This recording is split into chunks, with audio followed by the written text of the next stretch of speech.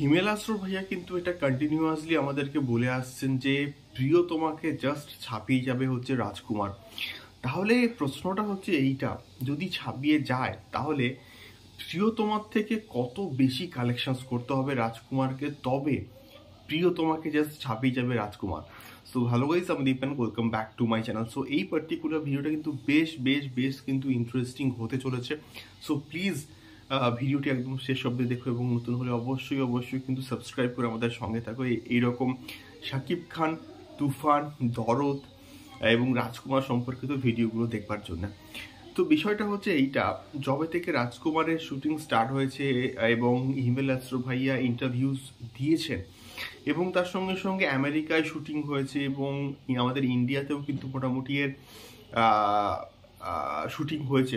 তো সব মিলিয়ে রিসেন্টলি যা আপডেট এবং যা হিমেল আশরাফ ভাইয়া তার অফিসিয়াল ফেসবুক পেজে শেয়ার করেছেন, সেই আপডেট অনুযায়ী না তিনি কিন্তু বলছেন যে সব কিছুর দিক থেকে গান বলি, প্রেজেন্টেশন বলি, অ্যাকশন দৃশ্য বলি, সিনেমাটোগ্রাফি বলি, কোরিওগ্রাফি বলি এবং গানের দিক থেকে সব কিছুর দিক থেকে না অনেক বেটার হয়েছে রাজকুমার।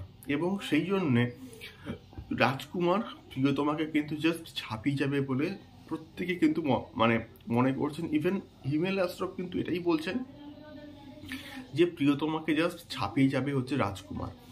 এবারে বিষয়টা হচ্ছে, প্রিয়তমা ওয়ার্ল্ড ওয়াইড যা কালেকশনস করেছিল সেইটা হচ্ছে প্রায় 41.23 করোড়।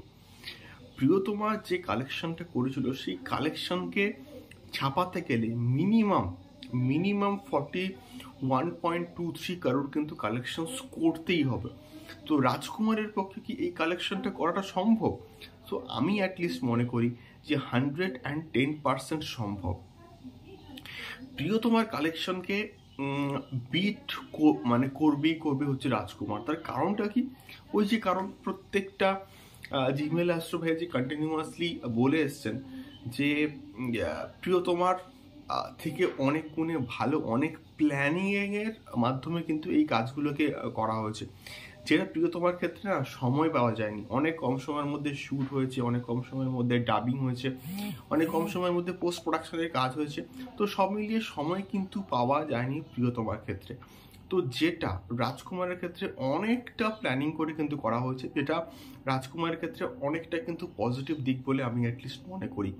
তো এই কারণগুলো কিন্তু রয়েছে এবং ওয়ার্ল্ড ওয়াইড কিন্তু প্রিয়তমা নিউ ইয়র্কের মতো জায়গায় কিন্তু শুট হয়েছে। গানের লোকেশনগুলো দারুণ, অ্যাকশনের স্কেলিংটা কিন্তু অনেক দারুণ। এবারে প্রোমোগুলোকে না বস ভালো করে কিন্তু ডিজাইন করতে হবে। অ্যাকশন টিচার বলি, তারপরে আমাদের রোম্যান্টিক টিজার বলি, গানগুলোকে প্রমোশনগুলোকে সঠিকভাবে কিন্তু করতে হবে, যেমনটা কিন্তু দরদ করছে। তো এরকম যদি প্রমোশনাল যে মেটেরিয়ালগুলো করা হয় তাহলে না এই প্রজেক্টটাকে জাস্ট ছাপিয়ে যাবে হচ্ছে রাজকুমার। এটাকে নিয়ে কোনো রকম সন্দেহ নেই। তো এটি মেনলি বলার ছিল। তোমাদের কি মতামত আমাকে অবশ্যই কিন্তু কমেন্ট করে শেয়ার করতে পারো। দেখা হচ্ছে পরবর্তী ভিডিওতে। টাটা।